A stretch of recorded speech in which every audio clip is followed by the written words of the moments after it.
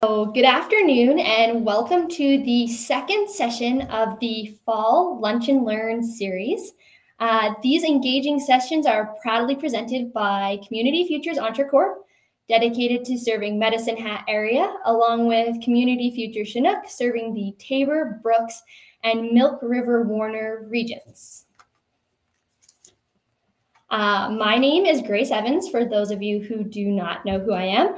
I'm the Digital Service Squad team member for Community Futures Chinook and Entrecorp. As the Digital Service Squad team member, I provide small businesses with free support for online marketing, website development, social media, and so much more. I just want to start off by saying thank you to everyone joining me today for our Lunch and Learn session on Phonegraphy. Just a few housekeeping things before I begin. I just want to remind everyone that you can ask questions. The Q&A section is located on the right of your screen. And if you'd like to watch the presentation in full screen, there is a little button at the top right corner of the presentation. And lastly, this session is being recorded and will be provided to everyone post-event, as well as be posted on our Community Futures Entrecorp and Chinook YouTube channel. All right, so to hop into it, the first thing I'm going to go into today is framing. So a little framing goes a long way. Framing for photos on your phone is an essential aspect of mobile photography that can significantly impact the quality of your pictures. The first step in framing is turning on your grid on your phone. So if you don't have your grid already set up on your phone, I've provided the following instructions to help you set that up, whether you're an Apple user or an Android user. The steps on the screen are how you will setting up these grid lines, as you can see in the photo here on your phone, as well as it's just a Google away if you can't figure it out. I'm sure there's a YouTube video out there on turning on your grids. And remember, as I just stated, there will be a recording and this presentation will be provided to you post-event. So if there's anything today any instruction today that's provided on the presentation that you miss, don't worry about rushing. It will be provided to you afterwards. So yes, setting up your grids, that is the first tip and tool I'll be providing you today. Next, I'm going to talk about knowing your shot. So consider the intended platform for the photo that you'll be utilizing your photo on. So when I say platform, I mean, are you taking it for an Instagram story? Are you taking it for your Instagram feed? Are you taking it for Twitter? Are you taking it for Facebook? Consider your platform and then also consider the orientation of your phone. So as most of you know, the ratios and aspects of each platform are very different. So for photography for your Instagram story, you're going to be more looking at this up and down vertical photography, where if you're thinking of a Facebook post, Instagram post, anything going to your feed, you may want to take something that's horizontal. The reason I tell you to consider the orientation is because you want to avoid the platform that you're intending to put it on from cropping it weird and taking out things that maybe you intended to be in the photo. What I like to suggest to avoid any of this is when you are taking a photo, take one this way and take one this way. So taking one landscape, taking one portrait, that way you have options. So if you maybe don't know where you intend to use this photo in the future, make sure you have one of each orientation. That would be my tip for knowing your shot and maybe where you plan to use it. Next, we're going to talk about fundamentals. So this isn't just fundamentals for phone photography. This is fundamentals for photography in general.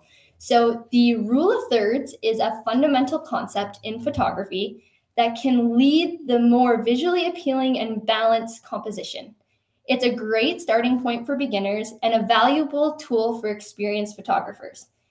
It involves dividing an image into 9 equal parts, as we can see in the photo here. 1, 2, 3, and we have 9 equal sections here. So the idea is to place the key elements of your photo along the lines or in the intersections of the lines, which I refer to as hotspots.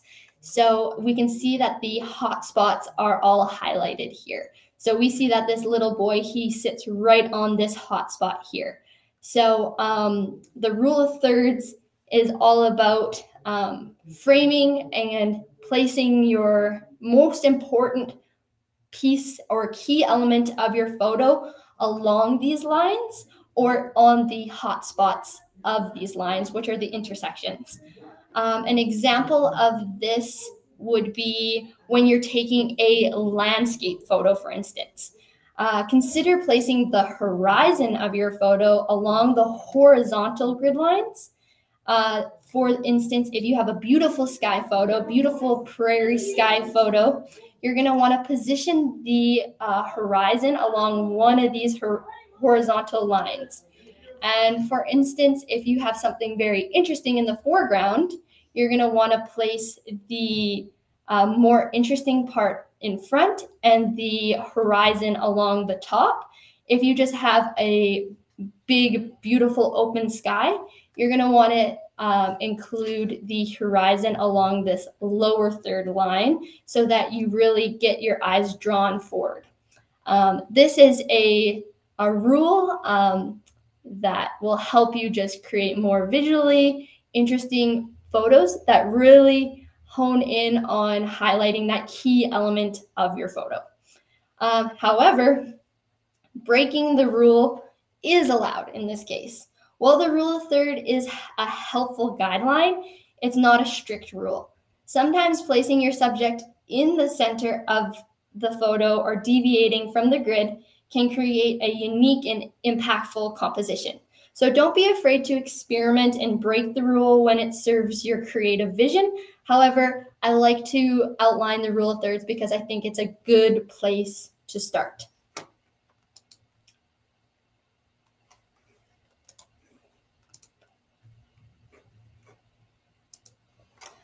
Next, I'm going to be talking about investing in smartphone accessories that will help enhance your phone photography.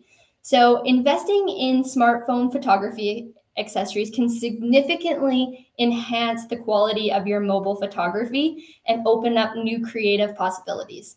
Some popular smartphone photography accessories to consider may be a tripod or mount. So a stable base is so important. This will help you take clear, high quality, non-blurry photos. And if you're a person like me that kind of shakes, a tripod will save almost all your photos. So it's a stable base is essential for capturing any sharp photo, especially in low light conditions or for long exposure shots. Look for a tripod that is designed specifically for a smartphone, or you can look for a mount that will attach to a regular tripod. Both of these options are great. Both will provide you with a stable base, but they're great to have around, especially too if you're kind of a one-man show and you're wanting to take group shots that include yourself. A tripod can also be super valuable for that, and you can set timers. You can take photos based on timers on your Apple Watch if that's something you have. So there's lots of different options, and I promise you a tripod is a great investment and a lot more reliable than leaning a phone up against a carton of milk or up in a stack of books. I've done it all. I've seen it all. And the best thing to do is just buy a tripod because it is way more dependable than that milk carton or stack of books. Next, I'm going to talk about the ring light. So this guy over here, or an LED panel. So a portable ring light or an LED panel can improve the quality of your smartphone portraits and videos by providing an even and adjustable lighting. So most ring lights come with different settings. Usually a white light a blue light and a warm yellow light, as well as most ring lights allow you to adjust from bright to low, kind of go along that contrast, so allow you to have more a diffused light versus something more aggressive. So it's great that way. And they're great for capturing people and portraits and people's faces. So often you see them with selfies or interview pictures. That's when I see a lot of use of ring lights, as well as in industries such as salons and anyone who works in the health and wellness industry. A lot of times you'll see ring lights used to provide that nice, even lighting when it comes to makeup artists trying to show before and after photos, eyelash technicians, hair salons. You often see that they have a ring light for their photography in these instances, but I've also seen it used for product photography as well. It's great to have kind of around, as in some areas you can't control the lighting, and it's a good, easy, accessible tool you can just bring in, turn on, and then you have control of the lighting in an area or environment that you might have more aggressive LED lighting and that sort of thing. So it is a great tool. Next, I'm going to talk about the light box, also known as a photography light tent or a photo studio box. This is a huge, valuable tool for product photography. It helps create a controlled and diffused environment, which can greatly improve the quality of your photos in several ways, especially your product photography. I find this tool especially valuable for people who are trying to do flat lay photography or specific product shots. You can throw your props, you can throw all your stuff into this light box, and it's a controlled area that will make a really nice, smooth product shots. And like I said, for flat lays, typically these photo boxes have a hole in the top of them, which will allow you to shoot straight down, which creates a great environment to get that perfect flat lay photo. Lastly, I'm going to talk about this selfie stick here. It's a useful tool for taking self-portraits, group photos, and videos with your smartphone or even your camera. I like to call this the on-the-go accessory. So if you're going to an event and you'd like to grab some content for your small business, this is an awesome tool because it will allow you to have a nice, stable place to take photos of yourself, to take photos and videos of the event that are nice and clear, not blurry, and it's nice, light, accessible. You can fold it up, you can stick it in your purse. So that's why I like to call it the on-the-go accessory. So whether you're a casual photographer or a serious enthusiast, these accessories can help you capture stunning photos at the end of the day and videos with your smartphone. Next, lighting, and I can't stress this enough, is one of the most critical aspects of smartphone photography, and it's important that you do not overestimate it. So proper lighting can make the difference between a stunning, professional-looking photo and one that appears dull and unappealing. To maximize the importance of lighting in smartphone photography, consider factors like what time of day is it, the direction of the natural light, and the use of artificial lighting, like I've discussed, like a ring light or a photo box or an LED panel. Experimenting with different lighting conditions and techniques will help you develop your photography skills and capture stunning images on your smartphone. Each type of lighting has its advantages and considerations, and the choice between them depends on the specific goals and circumstances of your photograph.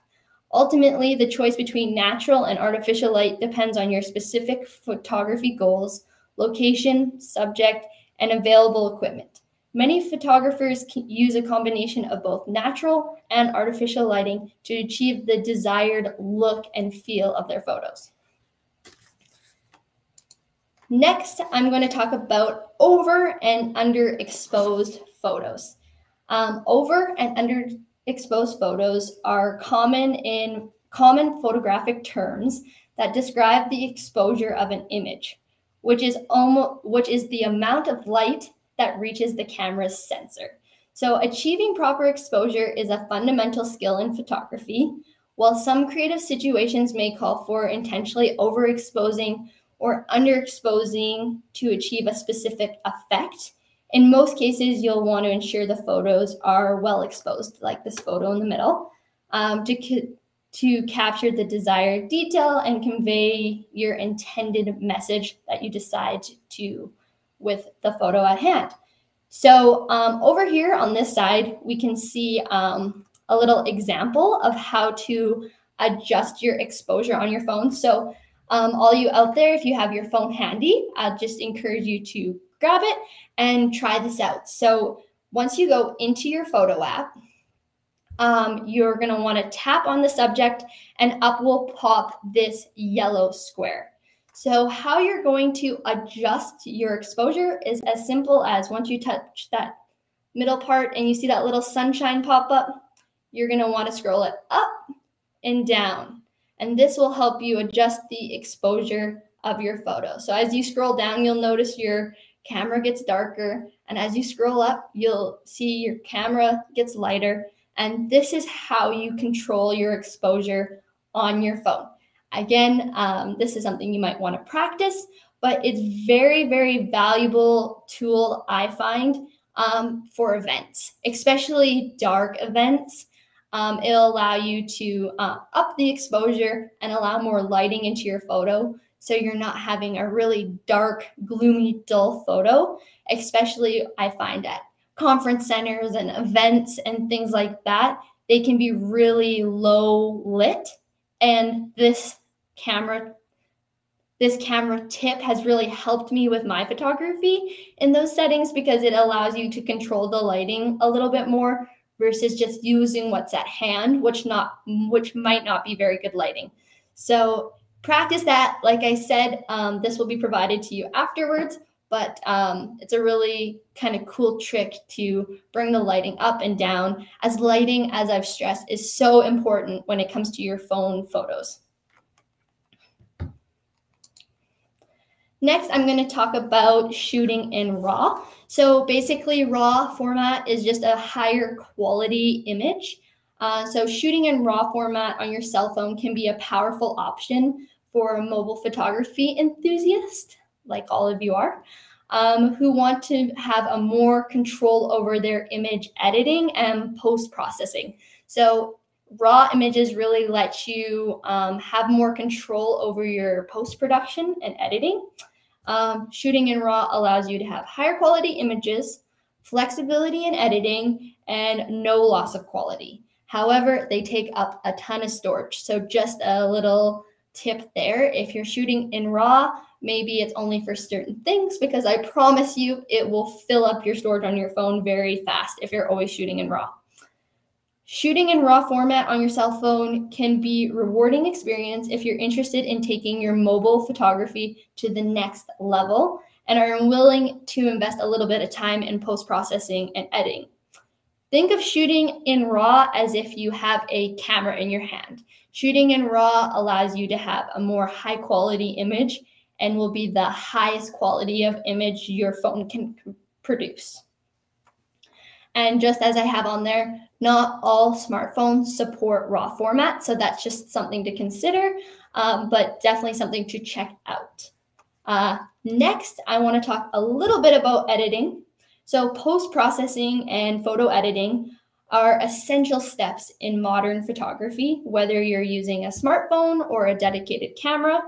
There's some reasons why you wouldn't want to edit your photos afterwards, and this includes enhancing the creativity of a photo, correcting flaws like hair across someone's face, maybe a little hair halo, blemishes. Those might be reasons you want to adjust in post-production, highlighting subject, so blurring out backgrounds, creating a better foreground. These are all things you can do in post-production. mood and atmosphere. This is things you can adjust by even just bringing up and down the lighting, adjusting the temperature can adjust the mood of your photo. So playing around with things like that. Consistency is another reason you would want to maybe edit your photos so that when you are posting to Instagram, you're posting to Facebook, your editing style across all your photos is the same, which kind of gives them a similar feel and consistent look. Often you see that with like clothing brands and lifestyle brands. Even though the photos are all very different, you can tell they have a very similar editing style, which gives them that consistent look. Lastly, we have rescue poor lighting. So even though lighting is so important, and I stress to get it right as you're taking the photos, you can rescue it later with a little bit of post-production. And lastly, personalization. So adding some personalized touches in Photoshop or Lightroom that make it really look like your photo is another reason people bring it in and edit it and use post-production. However, editing is an option. It cannot save a bad photo. So always, I want to stress this, take a good photo, take a clear photo, take a high quality photo, because fixing a blurry photo is nearly impossible. So if you get a good, clear photo, bringing it in to edit is going to be way easier than trying to rescue a flop of a photo, a blurry photo.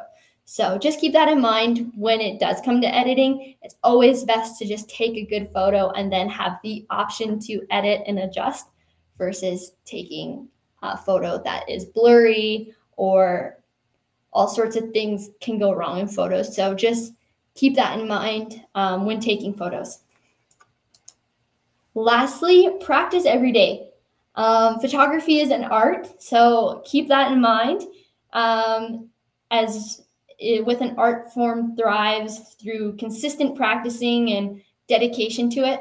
Whether you're a photographer to enhance your small business or for personal satisfaction, engaging in daily photography exercises on your smartphone is a straightforward and effective way to approach and really advance your skills and your creativity.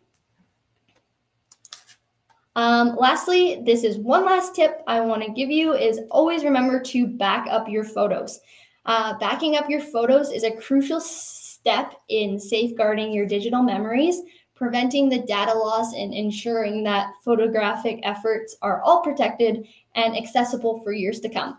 So this is your cloud storage like Google Drive, Google Photos, Dropbox, OneDrive, or a external storage of some sort like a USB drive or an external hard drive.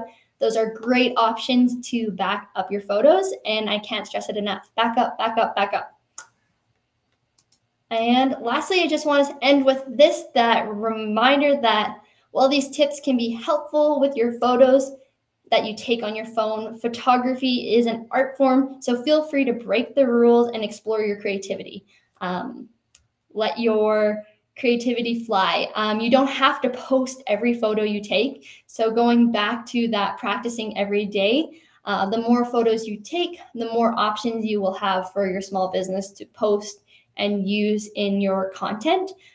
Just take photos of everything. That is my advice to everyone is get your phone out, take pictures of everything. So I just want to thank everyone for joining me today. That ends our presentation on phonography. If you have any questions, please put them in the Q&A section.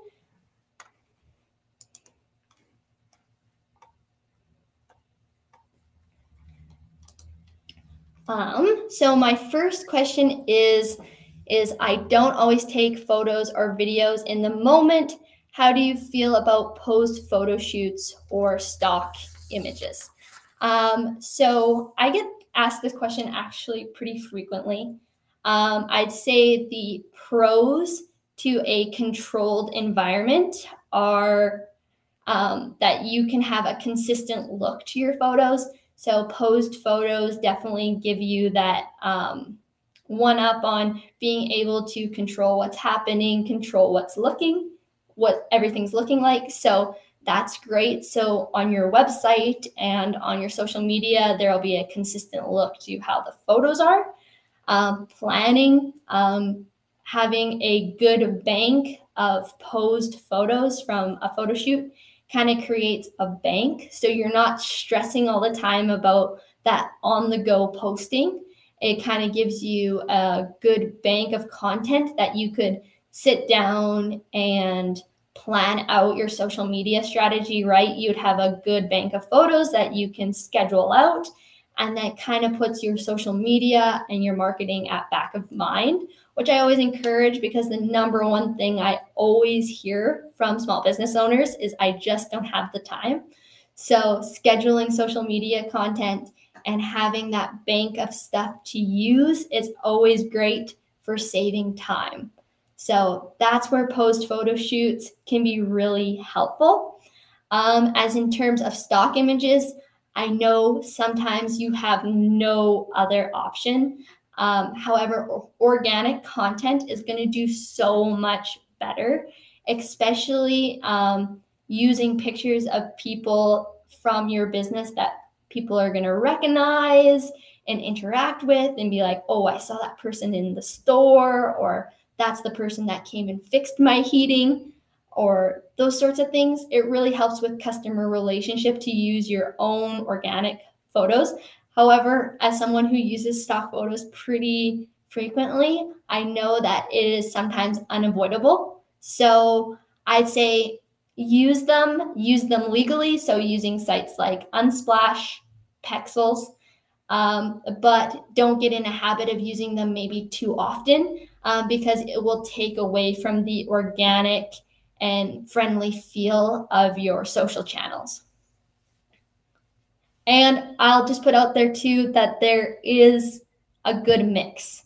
So post photos, stock photos, but also throwing in some candid stuff will help with the friendlier feel of your overall look of your brand and your content.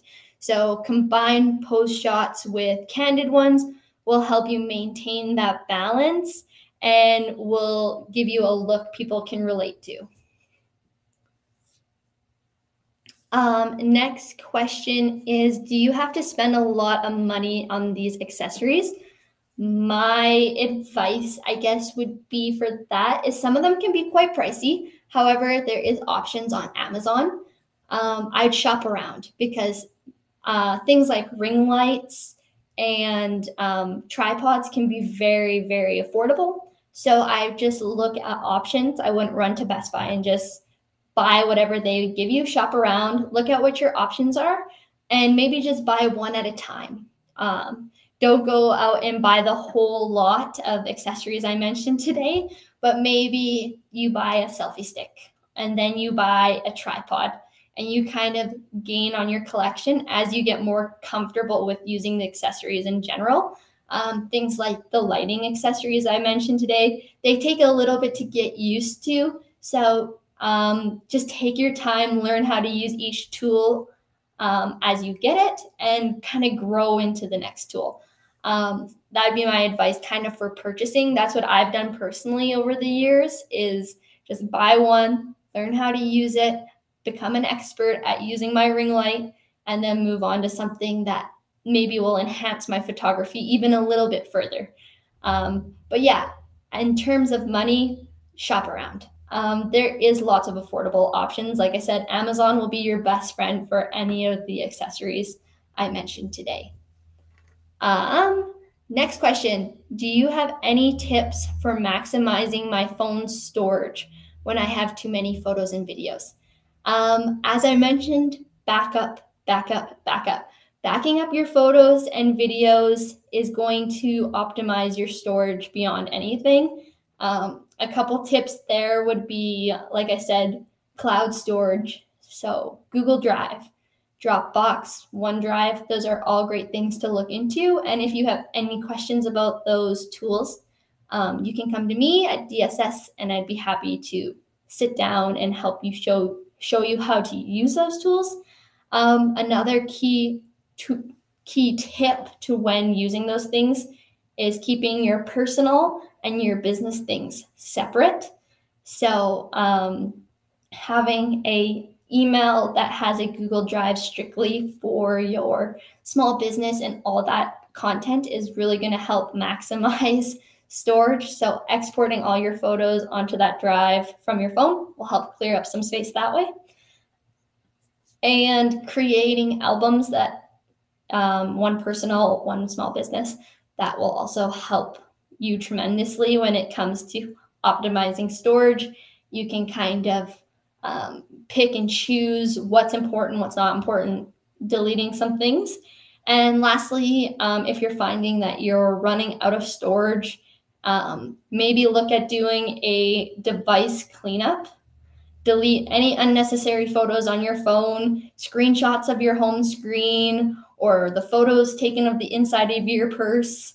Kind of go through, do a cleanup of that, and that will definitely help with the cleaning up and optimization of storage in your device.